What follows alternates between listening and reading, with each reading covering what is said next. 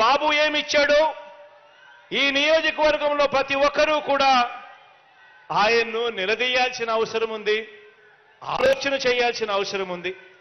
తన సొంత నియోజకవర్గానికే 35 సంవత్సరాలుగా మంచి చేయని ఈ మనిషి 75 సంవత్సరాల వయసు వచ్చిన తర్వాత మరో నలుగురితో పొత్తు పెట్టుకొని ఎన్నికల్లోకి ఈ రోజు దిగుతా ఉన్నాడు.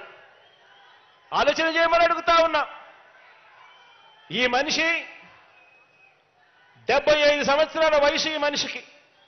35 సంవత్సరాలుగా ఇక్కడ ఎమ్మెల్యేగా పనిచేశాడు. 14 సంవత్సరాలు ముఖ్యమంత్రిగా కూడా పనిచేశాడు. 3 సార్లు ముఖ్యమంత్రి అయ్యాడు. ఇలాంటి ఈ మనిషి ఏ పేదవాడికి మంచి చేసింది లేదు, ఏ ఇంటికి మంచి చేసింది లేదు, ఏ ప్రాంతానికి మంచి చేసింది లేదు. ఈ మనిషి ఇవాళ మరో నలుగురితో పొత్తు పెట్టుకొని ఎన్నికల్లో పోటీకి దిగాడు. మంచి చేసి ఉంటే పొత్తులు ఎందుకు అని మనం అడిగితే మాట్లాడడు. మీ పేరు చెబితే గుర్తుకొచ్చే ఒక్క మంచి అయినా ఉందా, గుర్తుకొచ్చే ఒక్క స్కీమ్ అయినా ఉందా అని చెప్పి మనం అడిగితే మాట్లాడడు.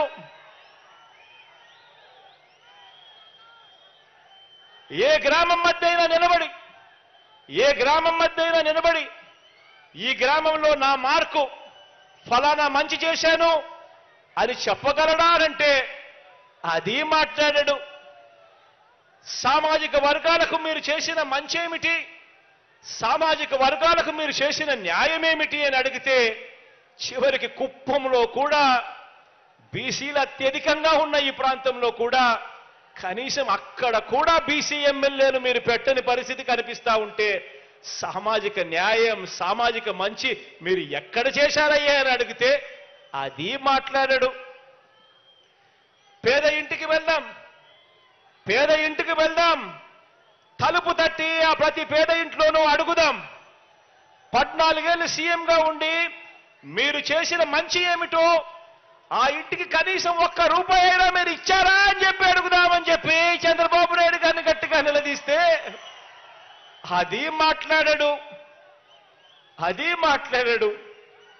మరి ఏం మాట్లాడతాడంటే పొత్తుల గురించి మాట్లాడతాడు. ఎవరితో మాట్లాడతాడు అనంటే దత్తపుత్రుడితో మాట్లాడతాడు.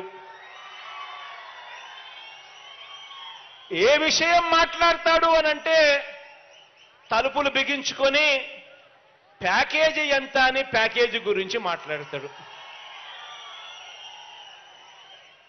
పోనీ కాపులకు మీరు చేసిన మంచేమిటి, కాపులకు మీరు చేసిన మంచేమిటి?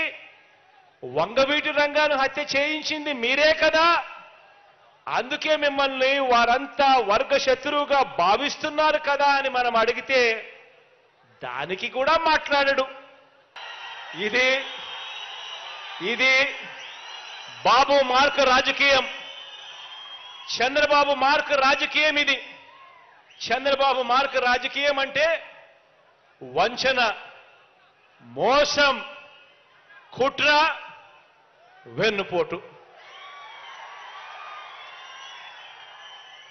కుప్పం ప్రజలకు కూడా మంచి చేశానని చెప్పే పరిస్థితి లేకపోవటం బాబు మార్కు రాజకీయం అయితే, కుప్పంలో గత ఎన్నికల్లో కుప్పం ప్రజలకు కూడా ఫలానా మంచి చేశాను అని చెప్పుకోలేకపోవడం బాబు మార్కు రాజకీయం అయితే, కుప్పంలో గత ఎన్నికల్లో బాబు మీద గెలవలేకపోయినా కూడా మీలో ఒకరిని బలహీన వర్గాల ప్రతినిధిగా భరత్ను ఎమ్మెల్సీగా చేసి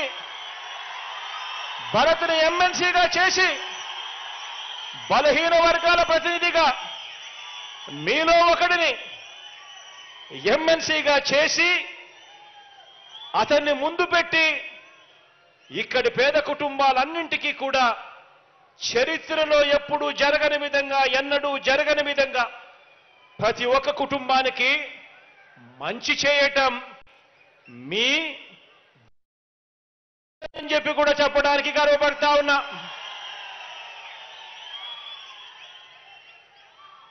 భరత్ను మన బలహీన వర్గాలకు చెందిన నాయకుడిని మీ వాడిని ప్రతినిధిగా చేసి ఆయన 2019లో గెలవలేకపోయినా కూడా ఎమ్మెల్సీగా చేసి కుప్పానికి ఈ 5 సంవత్సరాలలో ఇంత మంచి చేశాం. ఇదే భరత్ని మీ వాడిని కుప్పం ఎమ్మెల్యేగా ఎన్నుకోండి. కుప్పం ఎమ్మెల్యేగా ఎన్నుకోండి. నా కేబినెట్ లో మంత్రిగా స్థానం ఇస్తాను. నా గుండెల్లో పెట్టుకుంటాను.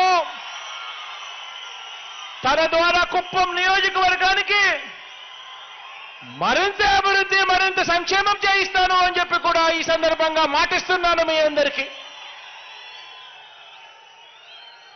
ఆలోచన చేయమని అడుగుతా ఉన్నాను.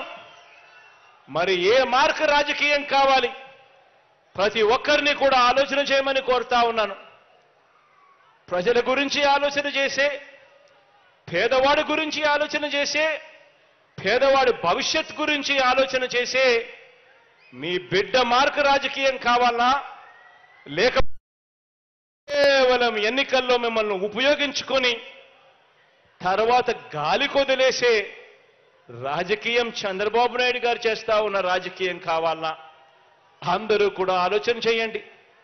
ఇదే పెద్ద మనిషి చంద్రబాబు నాయుడు గారు 14 సంవత్సరాలు ముఖ్యమంత్రి అయి కూడా తాను చేసింది ఏమిటి అంటే ఒక పెద్ద సున్నా కనిపిస్తుంది. కానీ ఎన్నికలు వచ్చేసరికి మాత్రం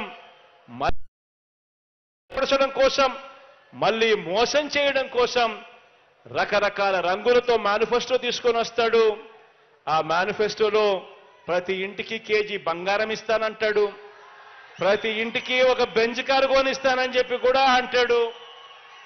ఆలోచన చేయమని అడుగుతా ఉన్నాను. 14 సంవత్సరాలు ముఖ్యమంత్రిగా చేసిన ఈ వ్యక్తి, ఏ రోజైనా ఏ మంచి కూడా చెయ్యని ఈ వ్యక్తి ప్రతి ఎన్నికలప్పుడు కూడా ఒక రంగురంగుల మేనిఫెస్టో తీసుకొని వచ్చి ఏ రకంగా ప్రజలను వెన్నుపోటు పొడుస్తా ఉన్నాడు.